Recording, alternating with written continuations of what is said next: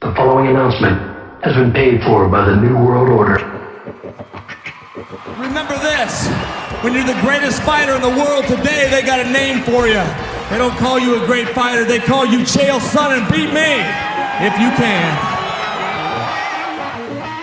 And after tonight, none of you in this ring will ever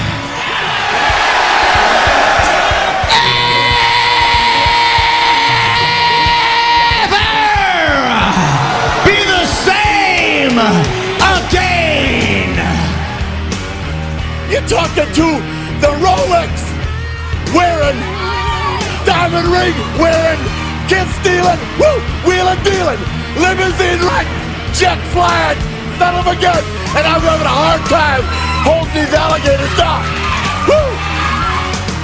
I'm gonna drink a Coors Light. That's a Coors Light because Bud Light won't pay me nothing. And I have in my cold beer. You have your cold beer? If not, you are fucking jabroni. Wash it down with 1 beer, 2 beers, 3 beers, a shot of whiskey. Yippee-ki-yay, motherfucker. The following announcement has been paid for by the New World Order. All right, welcome to the Filthy FRB show. And this is a little bit different guest than you guys are accustomed to, because I know you guys like fighting and you like women. So we've covered the fighting part of things, and we needed to bring in the estrogen part of this. She's a FHM Hot 50 named to that list, as well as a Maxim Hot 100. She's a Paul Heyman girl. And she's the one who hit me up and said, hey, who's this guy who has his Twitter profile that says UFC enhancement talent? Allira Cohrs, how are you doing? I'm good, thank you, guys. Thanks for having me. Hey, Tom, that's a real story, too. Yeah, well, hey, it's legit. I'm the Brooklyn Brawler of the UFC. Yeah. Currently, so yeah, she asked, "What is enhancement?" I think like she thought maybe it was like something like, dirty or something. She's like, "What does this mean? Who is this guy?" Yeah, maybe a reference to Viagra or what are the Extends pills? Are those the ones that you're thinking about? Natural male enhancement. Was that where you were going with that, Allira? Oh, I just got cut off from you guys, and I was like, oh, hang on, what's going on here? I'm like, it's all quiet, so I just missed that whole conversation that you guys just had with me. Oh, you definitely know Paul Heyman. I do. He's such a lovely guy. He's a very influential man, and he's helped out my career like you wouldn't believe. So I'm very lucky that I'm in his little wolf pack. Yeah. Well, don't worry, Allira. The only stuff that we said while you weren't listening was how beautiful you are. And how great of a guest you are. So don't worry about I'll kill you later when I listen back. So we just went from talking about Masterone and Androstene to Allira Cohrs. So it's a nice transition. So what's your background? You're obviously from Australia, but tell us your background. What were you like in high school? Were you cool in high school, or were you one of these girls that just kind of like everything came together in your 20s? A bit of both. Like growing up, I think majority of Australian young women we're pretty laid back. We enjoy the surf. We're pretty tomboyish. So we don't take things too seriously, and some sort of, wake up and go the other way and become prima donnas, and the others kind of just stay cool and, end up falling on their feet in a modeling career, but still have that very tomboyish aspect. And that's exactly where I'm at. Anybody that meets me knows that I haven't really changed that much from when I was younger. I don't take things too seriously, but I take my work seriously. So, I'm pretty cruisy, and it's kind of stayed the same, really. See, that's interesting because Tom doesn't take anything seriously. But he's got this big head, that like I don't even like. He totally big leagued me this weekend in Las Vegas. I was there for 4 days, just hanging out, drinking, talking to people, and I was like, "Come on, Tom, come hang out, come have a few." and he kept stringing me along, and he never showed up. Oh, standing up, not good at all. Well, I learned from the best while I was in Australia for a few months with the Australian Don't woman. bring us Aussies into the mix. Yeah, the Australian This woman. is just you. They showed me how to string people along. And Brian, that's really not how the story went down completely, but I'll let you have your time in the sun, and you can think whatever you want. You can frame the story how you'd like, but this revisionist history isn't gonna go on forever. So you're not even going to defend yourself? You're not even going to tell the... What do you want me to use the Anderson Silva excuse? Yeah. Say that nothing happened, nothing was wrong. I'll give you the legit thing was I was off buying a car all day, and my phone started dying, and that was basically it. Yeah, it was a good time. I was just about at the end of the line because I had started around noon, and this was after the fight, so I had hit my peak, and then I was on the downslope. You know, it was one of those downward spiral. Yeah. Coming in hot off the runway, as we say. Right. The law of diminishing returns. But so, interestingly enough, Brian, that's pretty much the same path my life is going down lately. So I hit my peak, and it's been a steady downhill decline ever since. But you see, now it's just a hot mess. But Allira didn't know, but you're coming back this summer to the UFC because I'm like, I'm doing this podcast thing with Tom Lawlor, and they're like, yeah, I like him. How's he doing? Does he still fight? I'm like, yeah, he's coming back to the UFC, man. He's still under contract. So this summer is the summer of Lawlor. Wow. Well, congratulations. Yeah. I'm keen to see you back there and fighting. Yeah, me neither. Hopefully it's this summer. I don't have anything 100%. I'm actually, and if anybody out there listening would like to start a Twitter campaign between all 10 of you, then I would personally love to fight on the Glasgow, Scotland show that's coming up in July. So let Joe Silva know, let Dana White know, let them know you actually know who I am first, because they probably don't. And then get me a fight in Glasgow, Scotland. So hopefully that goes down. You just got to start posting, bikini pictures and hashtagging. That'll gain some traction. You're seems to work well. You're a pro at that. Tom mentioned Dana White, and so like you've been in communication with him because you wanted to be an octagon girl. I think you're way overqualified, but you wanted something just to dip your feet into. To get yourself on the road. So how did you get Dana's attention? And you I think you went to the headquarters to meet him. Like, what's the story with that? I did. I just started bombarding him. He wasn't following me on Twitter, and I was just heckling him non-stop. And I just got like this little Allira army behind me, just basically absolutely harassing Dana White, and just saying, hi, this Australian girl wants to be within UFC. And then it sort of just went from there. And then I had a holiday in Vegas, and I went and met Dana at the office. And funnily enough, that famous chair or like throne that was in the tap out office was actually delivered to Dana's office that day. So I got to sit in this cool bloody chair that it was in Mask's office as a present for Dana. So, had this meeting with him and sort of just facilitated something from there. And then it just, it's sort of kept in contact, but it's been 2 years, and, I'm gaining traction, but I'm still not wearing a UFC t-shirt, and I'm still not employed by them. So I don't really know what I'm doing wrong here. Tom, what's she doing wrong? Because there's something wrong when you have a piece of paper that says you're a UFC employee or contractor, and she's not. I mean, look. Oh, come on, man! That's brutal. There's something wrong with the world. Well, hearing her story, the first thing I can say is that I think she's going down the right path because she said she's not wearing a UFC T-shirt. So I'm gonna, use my imagination on that one, and I'll say that's the correct thing to do if you're showing up at the UFC offices. Hey, I don't know, Brian.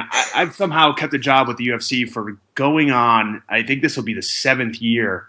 And I'm trying to figure out how I do it. So I can't offer much in the way of expertise. I believe timing is everything. Timing is the essence of everything. So I'm not one to sort of push the situation. I'll let them know that I'm there, and I obviously I'm on deck and I want to work, and you know what, but it's hard for me being here in Australia and we only really have 2 fights a year. I can understand where they're coming from, but I'm going to be on the American doorstep soon and they won't be able to get rid of me. It's interesting. Like this subject in a way came up when I was in Vegas at the fights this past weekend. I was talking to the boyfriend of one of the current Octagon girls, and there was another guy. There was another guy there. I won't mention his name, but he knows who he is. And he's a big fan of yours. He's a big Allira Cohrs fan. Oh, beautiful. And he's pretty well known. You probably know who he is. I'll tell you later. But he said it's like, no, the UFC likes like you have to be like very slim and not have like too much like curves. You can't be a woman, right? Which I think is a shame because the average male really likes a woman. They don't like a boy with fake tits. I'm sorry, but it's I think it's quite sad. But hey, I understand that that's the way it goes. But my body shape is normal and I'm not going anywhere. I'm not gonna change my body shape and not be who I am just because it doesn't fit a company's profile. Like, I think that's quite sad because, there's a lot of men out there that do like the women for the way that they are. And I think it's, I'm going to change their perception on that. Yeah. I'm healthy, I'm fit, I have abs, I've got, a good definition to my body. I'm not going to, start living off lettuce and not go out and drink beer and eat ribs just because, they want somebody that's overly skinny. Now, do you know any of the current Octagon girls? Are you like friendly with them, or do they see you as kind of like a threat? I don't think they see me as a threat because they don't really know who I am, but I have been in the vicinity of them within a party and being, in the little area with 2 of the most well-known ones, and I can say that they weren't overly lovely, but I don't really give a shit. I'm Australian. I don't take a backward step. You either want to be my friend or you don't. I'm sure that's simple. I'm sure they do know who you. They know who I am. I mean, they know who I am, so I'm sure they know who you are. They know who Tom is. No, they don't. It's just one of those things. Females will be females, and it's quite unfortunate that they don't support each other. And I'm always like that within my career. I'm never one to rain on another female's parade because she's doing well. I actually applaud her, and I think it's amazing that a chick is out there killing it. I'm not one to have green in my eyes over it. If it's just such a shame, but it is what it is. I can't really control how they see things. I can only really control how I see things. I'm wondering, Tom, if her issue is that she's not a recording artist as well as a model, because you have to be like multi-talented. Well, you could also. I am multi-talented, thank you. You could go back to art school, Allira, if you'd and paint with my feet. Yeah, I've heard that works well. Oh, you mean rehab? No. Okay. Allira, you mentioned earlier, you talked about being a real woman, and me myself as a real man, I really pride myself on your manly chest and your pecs. Yeah, and on portraying something, from my gender. And you did say, and it's kind of interesting to me because I know a lot of Australians venture off to Thailand. Have you been to Thailand? Yeah. You 100%. have? Yeah. Well, you said that most men don't like boys with fake tits. So I'm wondering how much time you've really spent in Thailand. You'll have to go there and get your fake pecs put in. That's where that transgender fighter went to get. Look, some of the best plastic surgery in the world. I work in medical here in Australia, and I understand the ethical standard of things. And being over there and seeing how the hospitals operate, like I would go over there and have open heart surgery. Like I believe in that place so much that it's amazing. They turn men into women, for God's sake. Yeah, but Brian, you mentioned transgender, but at least I believe that's what you said. Did you say transgender or transgender? That was smooth. Yes. What's the story with that? Is that official? He's going to become a female? I think so. Like, we only really get the little snippets over here in Australia, but good on him. If he wants to do that, let him do it. Like, imagine walking around with that monkey on your back every day of trying to, you're a female, but really you're a man. Like, it's just, I empathize and I feel sorry for them because it wouldn't be nice. I'm pretty open to that sort of stuff. I'm not homophobic. I don't worry about, gays and lesbians and people that are different. I embrace them, because people are so critical these days that I think it's just wrong that they point the finger because it's not normal. We'll define normal. Like, I think it's sad that they can't be themselves. I mean, and that's exactly the way I feel because, I like Tom Lawlor. I mean, not in that way, but like he has a kind of an alternative lifestyle with this guy named Seth Petrozelli. He knocked out Kimbo Slice. Yeah. About 6 or 7 years ago, and they have kind of this alternative lifestyle. And I don't cry too much. I just kind of, just ignore it. But I like Tom. If by alternative lifestyle you mean that Seth and I each individually sleep with attractive women, maybe that is an alternative to a lot of people. But to me, it's just... There's always got to be one in the mix of chucking the women. Yeah. Allira, you also said, you're talking about Bruce Jenner. You said that walking around with a monkey on your back, like that must be pretty tough. Now, I've seen, Kris Kardashian or Kris Jenner, and she's not that ugly. I wouldn't call her... She's actually smoking hot for her age. Yeah, I wouldn't call her a monkey by any means. Yeah, Bieber was after her. Bieber thought she was hot.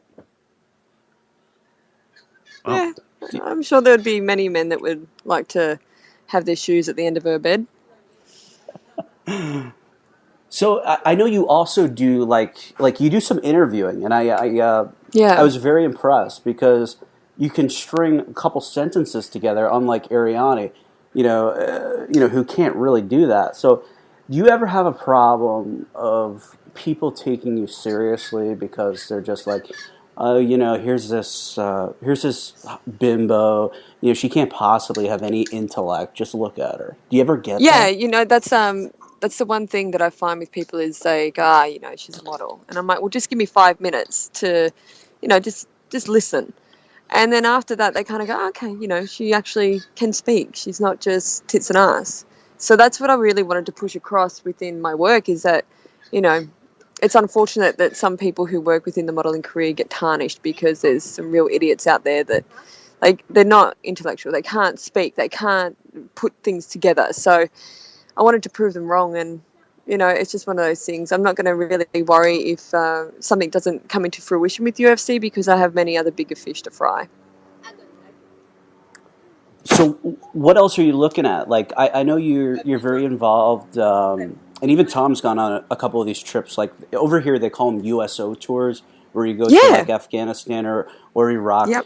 I don't know what it's called in Australia, but like you go on a lot of those trips, right? Yeah, I have. I just got back from Afghanistan in November, so that was a trip of a lifetime. We had a few dodgy moments while we were over there, and I must say that I do these things because it gives me a greater sense of appreciation of home and what it's like here, because we just don't realise how tough not only are our soldiers doing it over there, but everybody else that lives in that country. You're just so lucky. Like a simple thing of going to get a cup of coffee by the beach, like you just don't have that freedom there. And I just feel like I need to do something to give back to our deployed personnel that are away, putting their ass on the line every single day. So yeah, Tom, talk a little bit about your experience going overseas visiting the troops. Do you have a similar take on it as her? Yeah. Actually, first, Allira, where in Afghanistan did you go? I went to Kandahar and then down to Kabul. Okay. Yeah, I had an opposite experience, I guess, because I was up in the north in Mazar-e Sharif. Yeah. But on the same token, it was a great experience. It really made me, not so much miss the stuff at home, but appreciate it greatly. I have a great time going on these tours. The last one I did was Afghanistan and Kuwait. And in 2 weeks' time, I'm actually going over to Europe, which... Beautiful. God, yeah, I hope everybody out there listening really sits down and prays for me. and wishes for the best, because going to Italy, Crete, Turkey, and Greece, those places, I don't know very many people that would like to get to see those places. It's such a shit, horrible job that you've got, isn't it? It's terrible sometimes. But on the flip side, it is a chance for me to give something back. And as small as it is, in my mind, I go to military bases, I'll perform at some seminars, I'll show some moves, I'll sign some autographs. But it's amazing to me that people are even showing up to learn this stuff. I don't view myself as anything special, believe me. And what the troops are doing, not only American troops, but the Anzac troops as well, it's kind of, it puts things in perspective for you. And to me, it does. Yeah, it really, we had a few dodgy moments over there where the heart rate was definitely up there. And, it just made me realize life is so short and it can just change ever so quickly. And it's, I just really take my hat off to everybody, not only the Australians, but there's so many different countries and contingencies that go into these areas, and you just think, these are husbands and these are wives and these are dads and grandfathers, and you just, they've got families at home, they've got loved ones at home, they're friends, and they're just doing this to kind of keep things in check. And it's just, I just come home and I just want to go again. I'm really looking forward to going away again. So when you're there, I mean, it's not like you can't check into the Marriott. Like, where are you? No. Where's your accommodations? Is it like a tent? I'm on base. Like, the time I get into like my military compound in Australia, from the time I step foot on that base, I am under military law. So if I'm naughty and I do something really bad, I'm under the military judicial system. I don't have a judge like a normal judge. I have a military judge. So I get treated exactly the same. I get yelled at if I'm not listening. It's just one of those things. But what could you possibly do that's naughty on base? Oh, well, the thing is, Australians, there's no alcohol on base at all. So if you get caught drinking, that's it. Like, you get in a lot of trouble. If you got to have a level of respect as well. Even knowing that we get treated, that we are a civilian, we're not military personnel, you still need to have that level of respect for the people that have worked their way up into the ranks. Like, if they're talking, you listen. You don't sit there and be a smart ass and keep talking to the mate next to you. It's like kind of being back at school again, I guess. Sure. Now, is that kind of like your experience, Tom, when you're over there? Yeah, absolutely. As soon as we arrive at the airport, we have military orders. We're also not allowed. It depends on what base, I believe. But in a lot of places, we're not allowed to drink. It's no and fun. I've been on base. Yeah, I've been on German bases, German-run bases, where the Americans aren't allowed to drink because I guess we have a reputation for being assholes. So you've got a German-run base, probably has some of the best beer in the world on the base, and you guys can't drink. Yeah. So that kind of sucks in a way, but it's a small price to pay. Of course, you're there to do a job, and you're there to, my job is to entertain and fill in the gaps of the show and make sure the shows flow for the musicians and artists and comedians. So you're there for a short time, you're not there for a long time, so you may as well just abide by the rules. Yeah. So Allira, go ahead, Tom. Yeah, Allira, have you been fortunate enough to go to any of the green bean coffee houses on these bases? I have. There was, where was I? I think I was in Kabul, and there was one on the ISAF headquarters, which is, they call it, I think, the green zone now, because it's the only real area that is, controlling majority of the Middle East. And I think there was an American coffee house in there, and it was amazing, and at Kandahar, the famous boardwalk where there was so many, I think thousands of military personnel at one point. There was Hungry Jacks and everything. It's getting pulled down at the moment, but it was just bizarre to me that on Kabul base I could go to Hungry Jacks and get a Whopper. Like, I was just like, this is surreal. For the people out there who are listening who use normal terminology and the correct way of doing things, Jack's is more commonly known as Burger King. Here in the U.S. The reason why I brought up green bean at all is because I was wondering if you're familiar with the Moac, which is my favorite drink of all time. It's a 20-ounce coffee with 4 shots of espresso in it as well.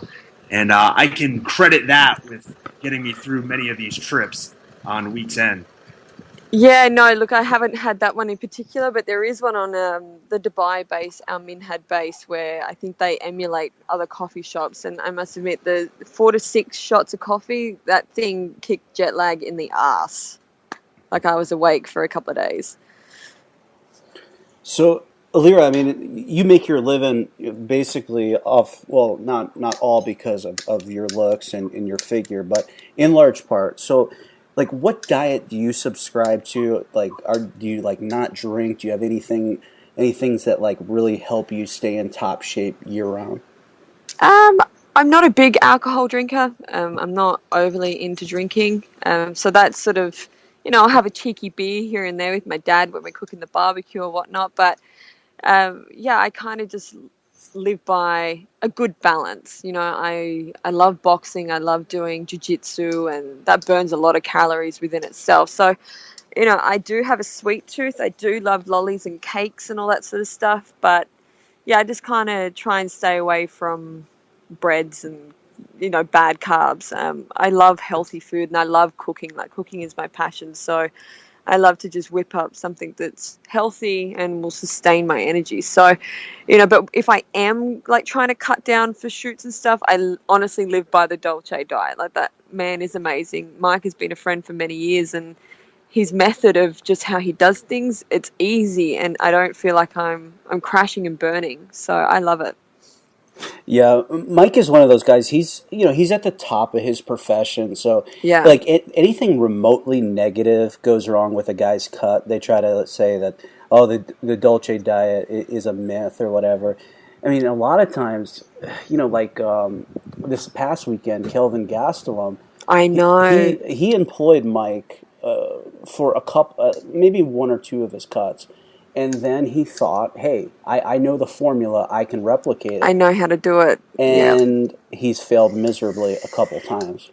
But the thing is also, you can't cut corners with that. You're a professional, and, you just can't do that. Like, if you want to be the best, you got to work with the best. You got to roll with the best. And it's unfortunate that Kelvin has had to go through that. And he did look very ill at that weigh-in. He looked so gaunt and so white, and I know that he was sick like a couple of weeks before, but you just can't cut corners with nutrition. Nutrition is just as important as it is for training. You just can't be a tight ass with that. Yeah, in respect to the Kelvin Gastelum situation, and this is I got some inside info from people that were kind of around the situation, but the way they made it seem to me was that it was more of a mental issue going on with him, and it was more like he didn't want to cut the weight as opposed to necessarily it being a huge medical issue for him. But that's getting secondhand information. The thing is, it's like, if you don't want to cut the weight, then why are you doing the job? Like, it's a disappointment. It's only just not Kelvin. There's many fighters that have not made weight, and you think, you're a professional here and you're on a big stage. If you're going to do it right. I just don't think, if you don't want to cut weight, then don't work with the UFC or don't be a fighter. Like, there's plenty of other guys that would like to come up and fill your position. It's exactly the same in any job. You're not irreplaceable. And that's what people need to remember. No one is irreplaceable. Now, I mean, as a model, you don't have the luxury of having a walk-around weight. I know guys, they fight at 205, they'll get up to 240, and they're like, yeah, I feel good, I'm in shape, man. Yeah. You don't have that luxury. So, like, I mean, how much can you fluctuate before you're in trouble? But before probably, a big shoot. Like, for me personally, like, I talk in kilos, so this is like, I don't even understand pounds, but I normally walk around about 60 kilos. And I'm happy with that. I'm happy to be curvy and muscly and be good with that and feel comfortable and be able to train functionally and happy. But if I am really trying to lean down and get my abs completely showing and being completely ripped for a shoot, the lightest I've ever been is around about 50 kilos, and I felt like death. Like, it was horrible. You know, and that's not happy, that's not functional, that's not living. And you don't look like you've got life in you for your shoot. So to be happy but still be lean, I'd probably walk around about 55 kilos. And just so if people are wondering, I have Google here. So 60, I think it's like 130 pounds or something. Yeah, 60 kilos is 132, and 50 kilos is $110, and 55 would be 121 pounds. Yeah, and that's tiny for a woman, you know, especially a woman there's a difference between a woman that's skinny and tiny, and then there's a difference between a woman that's tiny and muscular. And I'll never be skinny and tiny because I have an ass and I have boobs and I've got muscles, and I'm happy with that. Yeah, I'm sure people that follow you on Twitter have noticed that. And I don't mind showing off my ass, you know this. Yeah, and I work hard for that thing. Now, have you seen these pictures there, Tom? Yes. That was a slight pause there, Tom. I'm concerned. I think Tom has a girlfriend, so I don't know if he's allowed to say that he looked at these. Yeah, well, I've seen the pictures. I can use Google vouch for that. to my greatest advantage as long as she's not home. So just make sure you clear the history. Yeah, well, I had it in the like the offline browsing mode on Google Chrome, so you don't have to worry about it too much. So just to wrap up, and we appreciate all the time that you're making for us. So there's got to be, not everybody on these social media platforms are upstanding gentlemen, guys like myself and Tom Lawlor. Of course. Right, yeah. So there's got to be some really weirdo creeps. Give us a story or two of the worst creeper or the worst experience of somebody trying to pull an angle on you. You know what? I get them, but I just don't really pay that much attention to them. But there was one where somebody was impersonating being an agent for a football company, a Major League Soccer company, and they were saying that they wanted to hire models and presenters for their functions and just to basically get your number. And then, I'm always very tactful. I've got agents and whatnot that I kind of facilitate and push things through. So it's just you just try and filter it out, but some get through the loophole, and sometimes I just deal with work myself. But some of them are just creepy. The lengths that they will go to get your number is just concerning. It's really concerning. But it's not my first rodeo. I know how to deal with these things. So how do you usually pull that off, Tom? If I'm trying to get the girl's number? Yeah, and she's just totally way out of your league. Private eye. I find that's usually the easiest. Hire somebody to Private eye. On them. And it's just I honestly love a male that just has the balls to come up to a female and just say, "Hey, look, here's my number. Let's go get coffee or something." I think majority of men need to be like that. They don't need to be coy and creepy and go through social media. I think, they just need to. They don't need to have a tack. Tacks are bad. I think you just need to have the balls and just go, "Look, hey, here you go." But I hear you on that. But I hear women say, "Oh, I just like confidence, and I like someone that makes me laugh." And it's just yeah, but. That's true, but I don't think you're telling the whole truth. I mean, no, not at all. I don't think women should sugarcoat it. They don't want a bum that sits at home and plays PlayStations with a headpiece. I think that's disgusting. They need a man out there that's going to be hustling and getting things done as well.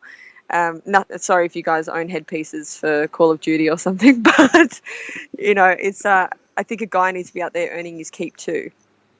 Yeah. Allira, you mentioned if a guy's trying to, get the number to come up and ask for coffee or, a coffee date. I actually did try that technique in Australia. For those of us Americans who are not too familiar with the different coffees and different terms that are used, in Australia, what we refer to as an Americano would be known as a long black. Long black. along. So there were very many times I would go up to girls and say, "Hello, You I are long think black." you're very beautiful. Would you like to join me for a long black?" And you can imagine the looks that I would receive. Oh, I could only imagine the looks that you got. You should have Yeah. dropped it and said, "Do you want a short black?" Or medium, Like- or an average one. Also a coffee. So It is a coffee. a short white. You know, and it's just look. When I get so confused. I've got actually a funny story that I need to tell you guys, but you know, the lingo between Australians and Americans is just so different that over here in Australia we use a term that's called "come good," which means like, don't worry, she'll be right, mate. She'll come good, which means it'll be okay. So I was actually talking to someone very important in the UFC office, and I was saying about my jet lag, and I was like, oh my God, you know, I was so jet lagged, it took me 2 weeks to come good. And his face just dropped. And I was like, I'm like, this is so awkward. I was like, no. I'm like, it means like I'm going to be okay. And I couldn't dig myself out of that hole. So the lingo between Australian and American is very awkward at times. Very awkward. So is that just like a short version of "I'll become good"? No, like to say like, I don't, she'll come good means like she'll be fine. She'll be okay. So Right. here, everybody says it, and now when somebody says it, I can't help but laugh, and I'm like pulling myself up for saying it because when I go over there, I can't use half the words that we use here because it's just awkward, and people look at me like, she said what? So do you ever lose the Australian accent? Like, Never, and I will never lose my Aussie accent, ever. is it? You know, would it be difficult? I don't think it would be difficult, but I never want to lose my Australian accent, you know, my God. It just makes me who I am. And in amongst a crowd of Americans, you stick out like a sore thumb because people gravitate towards your accent. I don't know what it is. Like, I think an Australian accent is extremely ugly, but it's unique. There's many different levels of a Australian accent.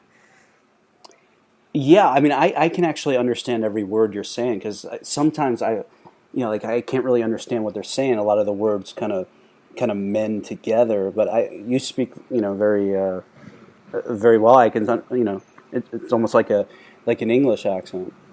Yeah, I don't know if it's because my presenting over the years, I've been sort of taught how to speak, because I couldn't go in there with the full, trailer trash accent. Like, I just wouldn't get a job. It's one of those things. So over time, I sort of developed that accent where people can understand what I'm saying. But yeah, I wouldn't want to change it. I never want to lose this accent because it is who I am. Sure. Hey, Tom, do you have anything before we wrap up with Allira? Yeah, I mean, actually, I have a few questions, but Yeah, for sure. Fire away. Yeah, I'll keep it down to just a few. I guess the first one I would have to ask would be, who, in your mind, is a bigger female star, Ronda Rousey or Jamae Private Schoolgirl? Jamae, 100%. I love Jamae, but I'm a huge Ronda fan. She's just amazing. She's such a, I don't even know if the word beast is appropriate for a woman, but she's just brutal. She's ruthless, and I'm so excited to watch her fight. Okay, another one would be, you're a fan of professional wrestling, correct? Yeah, here and there. I switch between it. Who is a better representative of island people? Is it The Rock or Jonah? Takalua. Yes. Let's go with Jonah Takalua on that one. That guy is amazing, and anybody that hasn't seen the series Summer Heights High needs to watch Summer Heights High. Yep. Okay. Better group of fighting brothers, the Diaz's or Angry Boys? Angry Boys. I don't like the Diaz brothers. Oh, really? Full stop. I need to check myself sometimes because I forget that there's 100,000 people on my Twitter, and I'm moaning to 100,000 people. And I was moaning the other day about how Diaz come in there, and he was just he wasn't graceful. But really, did I expect anything less from Diaz? Because he just is the way he is. And I've never met the man personally, and I really shouldn't be having an opinion. But I think when you go in after a fight and you do what you do, and I just think there's just a time and place for cockiness. I understand it's the show business and whatnot, but there was no grace about him at the end of it. I think he was just rude. And I was like, somebody just get the mic off the douchebag, please. It's quite a promo. Wow.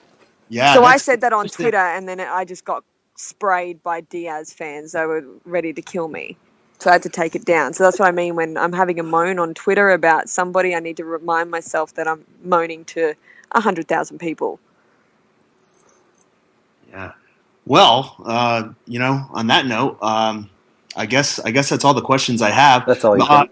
Yeah, I mean, the only other one that I was kind of wondering was which looks better, more delicious, a burger from Grilled or me? What was the other one? A burger from Grilled or you? Or me, yeah. I I don't know about this. I don't think she likes you, Dom. Trevor. I'll say you just to be nice. Oh, wow. But I need to let you guys know that I do have I think it's maybe a 6 to 8 page feature coming out in UFC magazine this month. So I think it hits stands on Tuesday. So I'm really excited because I had the opportunity of working with Ryan Loco, who is he's a renowned MMA photographer, and I was so stoked that I got to work with him. And we shot in some Roots of Fight gear in Vegas for Fight Week, and it's been picked up by UFC Mag. So you guys go out and buy it and keep it and cherish it, and don't laminate it, for God's sakes. Don't laminate it. Yeah, Ryan Loco is a hell of a nice guy. Probably one of the first guys that I met when I kind of got into this sport maybe 8 or 9 years ago. He was, to be honest with you, I really don't know what he did. But I know he was friends back then with Mayhem Miller, and then he kind of taught himself how to shoot a camera, which is, and some of his stuff is just amazing. He likes to do a lot of black and white features, and he's phenomenal, absolutely phenomenal. And from a model's perspective, sometimes it's hit and miss with photographers. You roll in there and you think it's working, you think you look like amazing, and then you get the photos back and you're just like, oh my God, I look like a beast. Like, it just looks wrong. So it's that hit and miss where it's either going to work or it's not. But with Ryan, I knew from the moment that we met, and his beautiful girlfriend was there. She's Australian, and it was just, it was just funny. We just hit it all off, and it was just like we've been friends for years. But he's just fantastic, and I got my photos back, and he just captures people in ways that, nobody else can capture them, because he just gets you when you're not looking at the camera, and they're the best shots. I've done so many shoots that I love to have something that's different, and as I'm getting older, unfortunately, I'm becoming more open to arty, beautiful shots rather than FHM Maxim styled sexy shoots. It's all just sort of looks the same to me. All right. So what's your Twitter, and where can legitimate people get a hold of you for hosting or modeling things? Yeah, people can email me through my website. So there's a direct contact there that they can flick me an email. But I love speaking to people. I'm very active on social media, and I always chuck in and hop into banter with people, and I pull people up if they're being inappropriate. So don't feel scared to say hi, and when I'm in Vegas at fight weeks and stuff, come up and say hello, because I really do enjoy interacting with people. As you can tell, I can talk underwater with marbles in my mouth. So, I'm just happy to speak to people. I love meeting people. That's what life's about. Well, I mean, it's proof, right? You're talking to me and Tom right now. I mean, that's amazing enough. I feel so blessed right now. I'm in the presence of two great people. You've done your goodwill for the next 5 years.